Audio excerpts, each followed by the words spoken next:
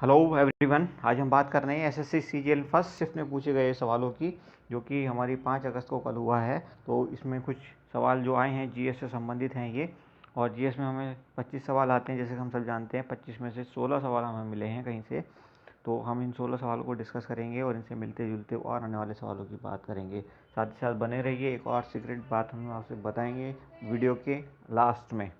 तो चलते हैं, शुरू करते हैं हम अपना पहला सवाल। हमारा सवाल है, राष्ट्रपति की न्यूनतम आयु कितनी होनी चाहिए? तो इसका आंसर है 35 ईयर्स। लेकिन यहाँ पे एक नोटेबल पॉइंट ये है कि इस तरह का सवाल और इससे मिलता जुलता सवाल और आएगा इस कंपटीशन में। एसएससी सीजीएल का जब तक भी ये चलेगा तो सवाल मिलते जुलते आएंगे। सपोज ऐसा सवाल आ सकता है, लोकसभा के सदस्य की न्यूनतम आयु कितनी होनी चाहिए, राज्यसभा के सदस्य की न्यूनतम आयु कितनी होनी चाहिए, या प्रेसिडेंट ऑफ इंडिया के की न्यूनतम आयु कितनी होनी चाहिए, ऐसा सवाल आ सकता है।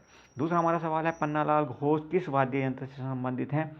तो इसका आंसर है, पन्नालाल घोष हमारे संबंधित हैं बांसुरी वादन से। और साथ ही साथ ये भी पॉइंट नोटेबल है, याद करने लायक है, कि उस्ताद अलाउद्दीन खां के ये शिष्य हैं। तो सवाल उस्ताद अलाउद्दीन खां पे भी यही घूम के आ सकता है। इसके अलावा उस्ताद सरोद वादक जो हमारे उस्ताद अमजद अली हैं, उनके बारे में सवाल आ सकता है। उस्ताद अल्लाह रखा खां के भी सवाल आ सकता है। और उस्ताद जाकिर हुसैन के बारे में भी सवाल आ सकता है, जो कि तबला वादन से संबंधित हैं। तो ये भी आप नोट करके जाना, ध्यान से देख लेना इन सवालों को। अगला हमारा सवाल है, नीति आयोग के उपाध्यक्ष कौन हैं? तो नीति आयोग के हमारे जो उपाध्यक्ष हैं वो, जिस टाइम ये सवाल बना था तो उस टाइम पे अरविंद पानीग्राही थे, और वो अब 1-2 दिन पहले रिजाइन कर चुके हैं। अमेरिका वापस जाना चाहते हैं। वो कोलंबिया विश्वविद्यालय से संबंधित हैं, वहाँ जाकर पढ़ाएंगे। तो इस पर एक और सवाल बन सकता है कि इसके अध्यक्ष कौन है नीति आयोग के? तो हमारे prime minister mister Narendra Modi ji हैं। तो ये 2-3 सवाल, और इस पर एक सवाल और है कि इसके सीईओ कौन है, ये भी पूछा जा सकता है। तो वो अमिताभ कांत जी हैं। तो ये भी आप नोट कर लेना। अगले सवाल पे चलते हैं। चौथा सवाल है हमारा, Ekuverin military exercise 2016 was held. ये कहाँ पे हुआ था, किसके साथ हुआ था ये एक्सरसाइज? तो ये एक्सरसाइज हमारी हुई थी मालदीव के साथ। तो और इसके बाद हम बात करते हैं, यूरो कप 2016 का विजेता कौन है? तो ये है हमारा पुर्तगाल ने यहाँ पे फ्रांस को हराया है। और ये फ्रांस में ही हुआ था बेसिकली टूर्नामेंट। तो ये भी आ सकता है कि इसने किसको हराया है। उसके बाद बात आती है सिटी की, जो क्वीन ऑफ एड्रियाटिक कहलाती है। ये कौन सी सिटी है? इसका नाम है वेनिस सिटी, जो इटली में है। इसे 2-3 और नामों से जाना जाता है, जैसे आपका city of canal, city of bridges वगैरह। तो इस पर भी ये भी घूम के सवाल आ सकता है।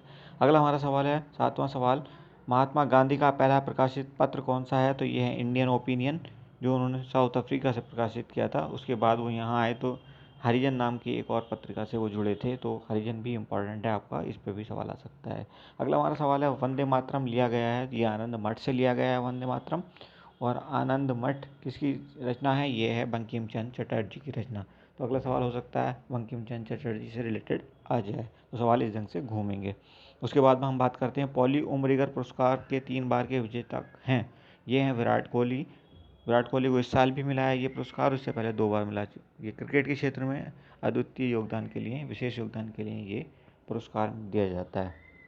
उसके बाद हम बात करते हैं 10, क्वेश्चन नंबर 10, सॉइल का सरफेस टेंशन नापते हैं हम। तो यहाँ पे टेंसियोमीटर होना चाहिए, थोड़ा स्पेलिंग मिस्टेक है।